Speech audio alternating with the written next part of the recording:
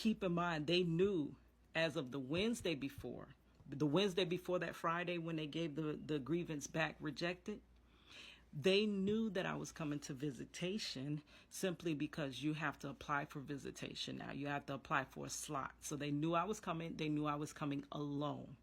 So that Wednesday, I applied for visitation. They approved me that Thursday. That Friday, they give him his grievance back without him having any time to appeal it, denied.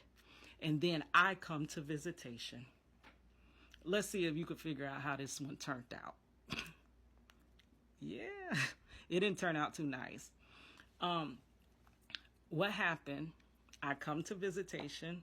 Once again, I'm happy my husband's off of quarantine and I'm able to see him.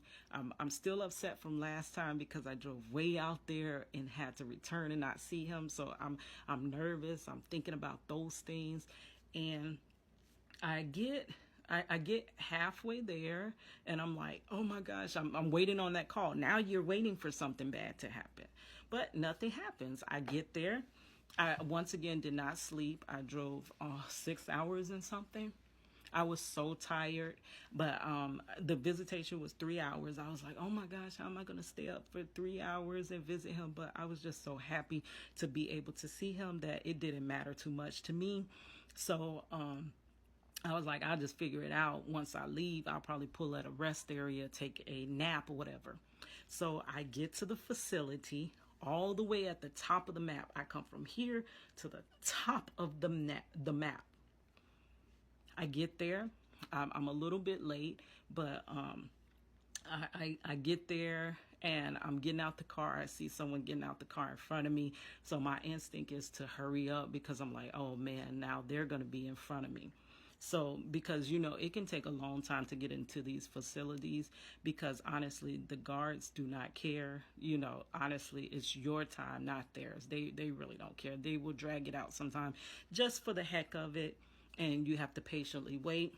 I always, if anybody ever seen me in a visitation line, when other people are agitated, frustrated, arguing, I'm still standing there just waiting my turn to go see my husband. So the time before, it took me a long time to get in that facility. But this time was different. I went in. I went up to the facility. I approached and they were like, do you know your visitor's number? And I'm like, oh, I hadn't visited in so long. I used to know that like the back of my hand, but I no longer know that number because I don't visit as much because, you know, they've been moving him all over the place. There was times I couldn't visit him. So this was finally the first time I'm able to visit him as much as I want to or whatever. So we were still visiting behind the plexiglass because of the social distancing or whatever. But, you know, we have to take what we can get. So I go up there. I vaguely remembered my number, but it was correct. It was correct. So the lady was like, okay, I'll just look you up in the system. Now, there's a thing that you're supposed to place your hand in. You're supposed to put your hand in and they scan your hand so they can bring you into the facility. They bypassed that. They didn't do that. They typed it in and let me in. After they let you in, they take your shoes. You have to take your shoes off, take all your items. I didn't bring anything. I just had a key and my ID in my hand. They processed me through. You put your stuff on a conveyor belt. They x-ray, you know, look at your stuff through an x-ray. Everything comes out. I passed the metal detector. This time my bra did not go off. Nothing went off on me. Passed the metal detector.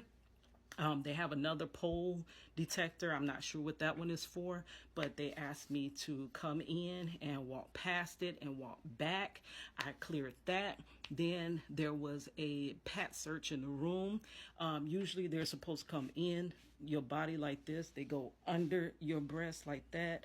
They rub down your arms like this. They rub down your front and back. This time they didn't. They just did me like that. Quick pat. Let me in and I'm like, wow, this was quick. I'm having good luck now. This was really fast. Like, I get to see my husband. I sit down for about 2 minutes. Well, it looks as though it's going to be my regularly scheduled challenges and I'm not going to get the story out. Well, I'm going to try my best to get it out. Well, anyway, what happens is I go in, and I was very briskly pat down. I was led into the facility. When I went, I gave my paper to the guard that was on duty. Marchello came in maybe 2 minutes later. There were only 2 other visitors. There was only 3 people visiting. This is a super small facility, which not even that many people can even fit to visit. So it was only 3 visitors.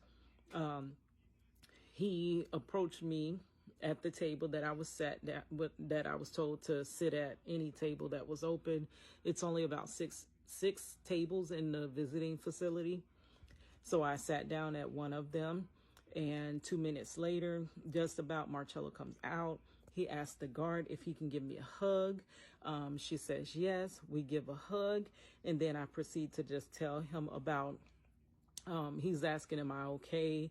And then I went to tell him about the conviction integrity unit and all the information that I found out about them, and telling him how he may possibly have a shot if he can hurry up and get me all his information so that we can submit his case to that. And 5 minutes into visit, I am called out by a officer. They called my license plate number and said, the owner of this vehicle, please step outside. I'm wondering what's going on. I'm thinking, honestly, I probably parked in the wrong spot or something like that. They walked me out of visitation.